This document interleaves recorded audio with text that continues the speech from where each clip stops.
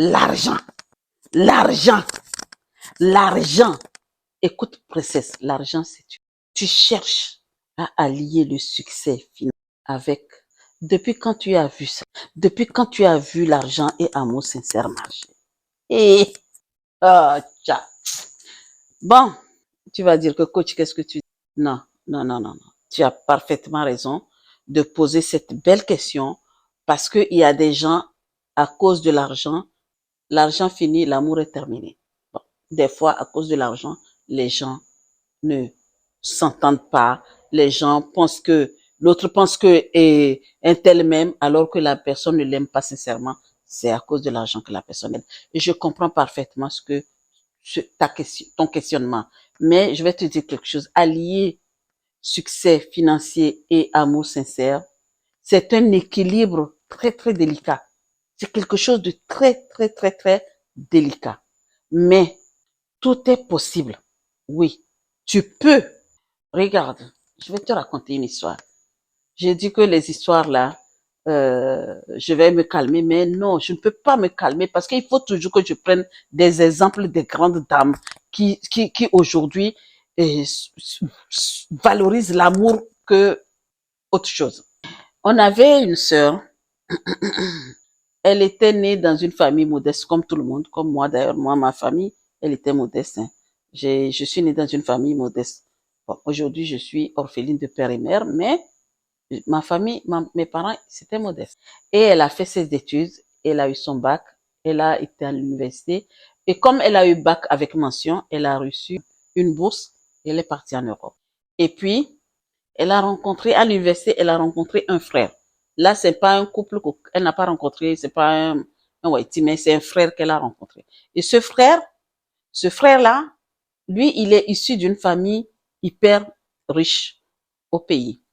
Mais elle, elle sait, elle connaît, elle ne connaissait pas cette famille-là. Cette famille, elle est riche, mais elle ne sait pas, elle ne se faisait pas connaître. Elle n'est pas connue, mais elle est riche. C'est pas comme les politiciens qu'on connaît. Non, c'est une famille riche, une famille même qui a des grosses entreprises au pays, mais qui restent dans l'ombre, qui font leur travail et ils sont riches, ils ont vraiment beaucoup de biens et c'est leur fils. Et maintenant, le fiston avait déjà vu son grand frère souffrir à cause de cela. Le grand frère, comme il a montré, il a montré qu'il était riche, donc les femmes qui venaient, elles venaient pour de l'argent, c'est pas pour de l'amour. Maintenant, qu'est-ce que le petit frère a dit? Que moi, je ne vais pas vraiment rentrer dans le jeu de mon frère. Je ne vais pas souffrir comme mon frère. Avoir les femmes pour de l'argent. Je veux savoir qui est-ce qui m'aime sincèrement. Et maintenant, comme ils se sont rencontrés en Europe là-bas, ils ont commencé un bout de chemin ensemble. Et puis, au fil des temps, et des fois, c'est le monsieur qui vient pour lui dire que, ah, ma sœur, vraiment, je suis désolée, j'ai rien. C'est des étudiants. Donc, leurs parents leur envoient quand même quelque chose. Mais elle, ses parents sont modestes. On ne lui envoie pas grand chose. Mais le peu qu'elle a avec la bourse, ben, elle se débrouille. Et des fois, c'est lui qui vient. Ah, ma sœur, ma chérie, je suis désolée, j'ai rien à manger. Il dit, ah, ce que mes parents m'ont envoyé là, faire à manger, on va manger. Et tout le temps, c'est chez elle qu'il mangeait. Mais il notait. Il notait tous les jours, tout le temps. Et au fil des temps, ils ont continué comme ça jusqu'à ce que l'amour a pris une tournure où ils ont fini leur étude, et presque leur étude, et le garçon, lui, il a décidé de rentrer. La fille dit, ah, moi, j'ai pas envie de rentrer aussi, je rentre là. J'ai peur de ne pas trouver du travail. Il dit non, je t'assure que tu vas trouver du rentre avec moi. On a fini nos études, on rentre tous les deux ensemble. Et je sais, mais le gars savait qu'il allait la prendre dans la société de son papa, puisque son papa avait des grosses entreprises et que il savait qu'il rentrait pour travailler dans la société de ses parents. Elle dit, ah bon, tu es sûr? Il dit, oui, je sais que je vais te trouver. Elle dit, ok. Maintenant, dans ce cas, tu sais, on vient de terminer nos études et on n'a pas vraiment grand chose. Maintenant, laisse-moi faire quelques jobs avant de rentrer. Toi, vas-y. Si tu trouves du travail, appelle-moi. Et tu trouves du travail et moi, je te suis. Et le monsieur a dit, de toute façon, appelle tes parents pour préparer la liste des dots parce que moi, quand je vais rentrer, je vais déjà commencer à faire les démarches. Dès que je trouve du travail, je vais commencer à faire des démarches pour pouvoir vraiment commencer à préparer la dot. Elle a dit, il n'y a pas de problème. Elle n'a pas refusé, elle n'a pas dit que le fait que tu n'as pas assez d'argent, là, tout ça. Donc, elle est partie d'un amour sincère jusqu'à ce qu'elle a trouvé à faire un peu d'économie en Europe et elle est rentrée. Quand elle est rentrée, le monsieur, le monsieur, il était bien assis. Hein. Quand il est rentré, tout était bien arrangé pour lui. Mais par contre, pour recevoir la fille, il l'a reçue dans un appartement basique pour lui dire, ah voilà, je suis arrivée, c'est ici. Elle a dit, il n'y a pas de problème, chérie. On va faire la liste de la dot. Voici la liste de la dot et tout ça. Elle a reçu, le monsieur a fait ça jusqu'à ce qu'il fasse les fiançailles. C'est le jour que la femme a compris que vraiment, elle faisait face à comme on appelle chez nous, gros taux. Oh! Et le monsieur lui a dit que quand je t'ai donné mon nom, mon prénom, et que tu savais, je croyais que tu vas aller fouiller, t'as pas fait. Tu m'as aimé tel que je suis. Et maintenant, c'est mon tour maintenant à te gâter. Donc, il faut pas que le succès financier que nous avons là gâte notre amour. Elle a dit, je ne suis pas de ces gens. Je ne vais pas vraiment, rien ne va pas gâter notre amour. Notre amour va vivre comme ça jusqu'à la nuit des temps. Et c'est un couple qui a eu ils ont eu de l'argent, ils ont fait des enfants, ils ont inculqué ces valeurs à leurs enfants. Et ce couple vit toujours aujourd'hui dans l'opulence, mais l'amour est toujours sincère. La fille là, la dame, l'argent ne l'a pas changé. Elle est restée telle qu'elle est. Il n'y a pas eu de changement. C'est pas parce qu'elle est devenue très riche qu'elle a négligé sa famille. Au contraire, elle a bien arrangé sa famille déjà. Ses cousines et tout le monde est bien loti aujourd'hui. Elle a toujours son amour. Maintenant, toi qui m'écoutes, effectivement, oui, pour vraiment allier succès financier et amour sincère, il faut vraiment aligner tes propres valeurs, les bonnes valeurs. Et assure-toi que la vision de la réussite financière et de l'amour soit compatible. Ne va pas dire que oui, que ça soit compatible avec ton partenaire, que ça ne soit pas quelque chose de différent. L'argent ne doit pas être une source de conflit dans ton foyer. Tu demandes de l'argent, même tu sais qu'il y a l'argent, tu demandes de l'argent. Ok, le monsieur te dit non. Il faut pas que ça devienne des problèmes. Il y a des gens, aujourd'hui on entend sur les réseaux sociaux, oui, quand je lui ai demandé de l'argent, il a refusé, j'ai été frustrée, j'ai quitté le monsieur et tout ça là. Ce qui veut dire qu'il n'y a pas l'amour. Et puis, dans ta communication là, il faut que tu sois sincère.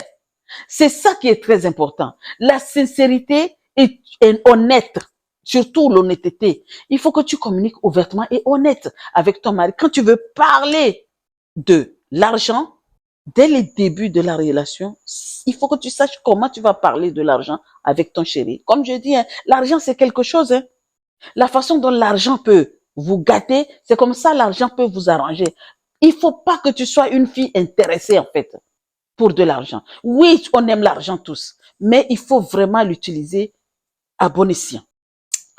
Il ne faut pas ne pas faire, il faut pas prendre l'amour. Je ne sais pas comment je vais formuler cette phrase-là. Un amour sincère repose sur le respect en fait, la complicité et une émotion forte. Il faut que votre complicité là, il faut que ça soit sincère, émotionnellement pour toute chose, dans tout ce que vous faites. Le succès financier peut renforcer la sécurité dans votre vie. On sait, le succès financier, dès qu'il y a l'argent, c'est bien. Mais il faut pas qu'à cause de l'argent que tu dises oui, c'est parce que ton amour et il y a l'argent que cet amour-là ne doit pas être sincère.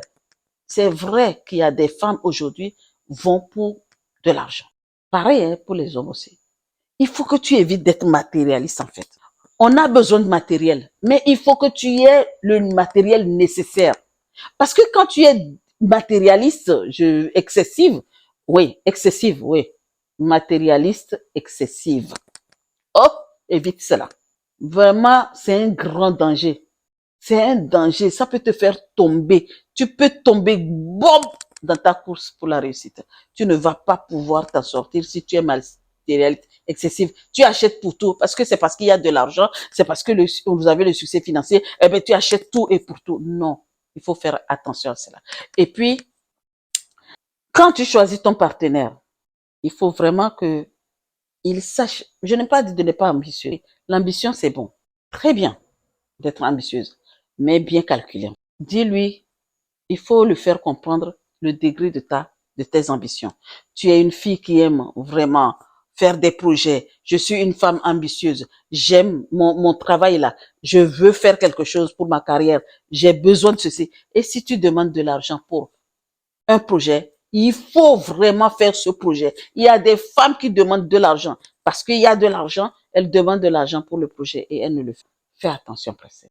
Et il faut bien équilibrer ta carrière et la vie personnelle. C'est pas parce qu'il y a de l'argent que tu vas faire de n'importe quoi.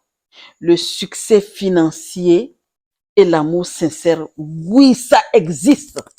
Il faut prendre des temps de qualité avec ton amoureux pour vraiment parler de votre succès financier. Vous savez qu'aujourd'hui, c'est pour parler de finances. Prendre votre agenda, écrivez, oui, aujourd'hui, on va parler de finances. Mais demain, on met les finances de côté. C'est nous et nous.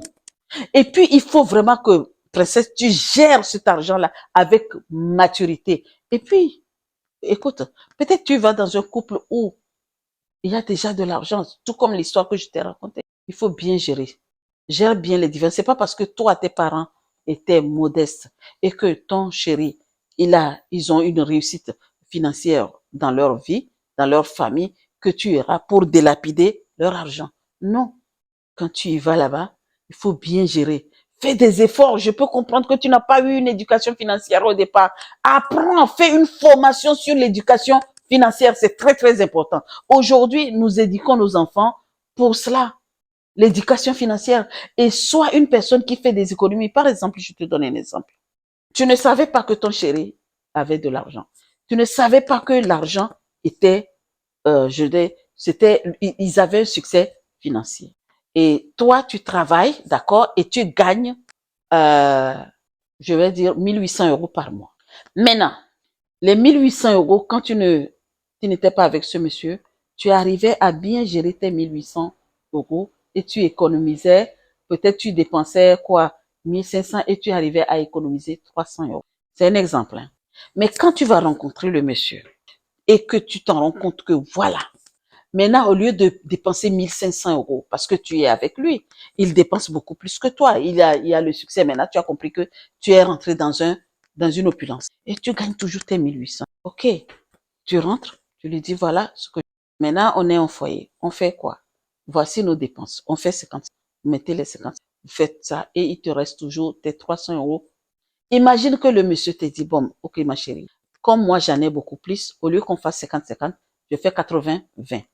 Maintenant, les 30% de tes 50 que tu devais mettre, prends ça et économise. Je pense que tu as compris ce que je dis. Prends ces 30% là, les 30 là, tu mets 20, les 30% là, économise. Rajoute sur les 300 € que tu économisais avant pour économiser et faire ta fortune. Tu peux le faire.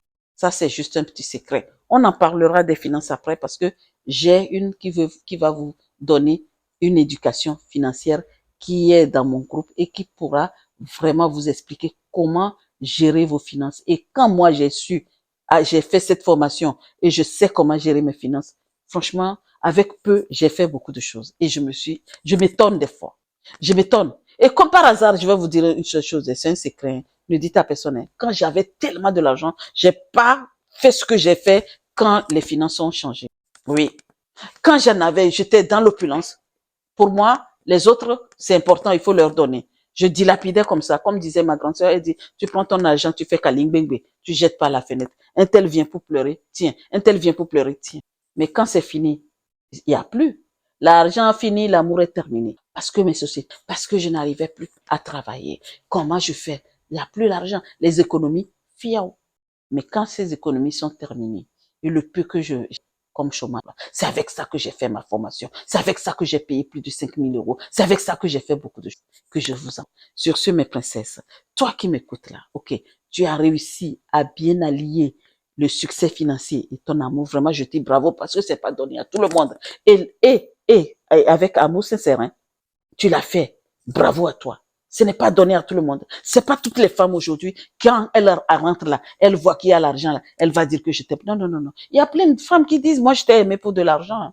Je ne sais pas si j'ai déjà parlé ça dans mes vidéos. Il y avait eu vraiment une fille qui a dit carrément à son chéri, hein, je t'aimais pour de l'argent. Donc, si tu veux le divorce, je suis pas. Et on en voit tous les jours des exemples de vidéos, mais c'est des trucs qui existent. La femme, elle part parce qu'il y a plus d'argent. Ce qui veut dire que, donc, princesse, toi qui m'écoutes, et que si aujourd'hui tu as réussi à faire cela, on a besoin de savoir, écris-nous dans les commentaires, donne-nous ton expérience. Il y aura une princesse qui va pouvoir t'écouter, te lire et vraiment prendre quelques conseils auprès de toi. Maintenant, toi qui m'écoutes aujourd'hui et que tu n'arrives pas à allier le succès financier avec l'amour sincère, ce qui veut dire que tu n'es pas amoureuse. Laisse l'enfant de la personne. Je suis désolée d'être cash. Tu peux me dire ce que tu vas me dire dans les commentaires, mais c'est parce que tu n'es pas amoureuse. C'est l'argent que. Maintenant, princesse, voici ma question. Toi là, qui m'écoutes là, quelle stratégie tu vas mettre en place quand tu sauras que ton mari ou ton chéri, il est hyper riche comme l'autre sœur là? Quelles sont les stratégies que tu vas mettre en place pour pouvoir allier les deux, l'amour sincère et écris-nous dans les commentaires. Sur ce, je vous souhaite une très belle journée et vous dis à très vite pour une nouvelle vidéo. Merci, merci, merci.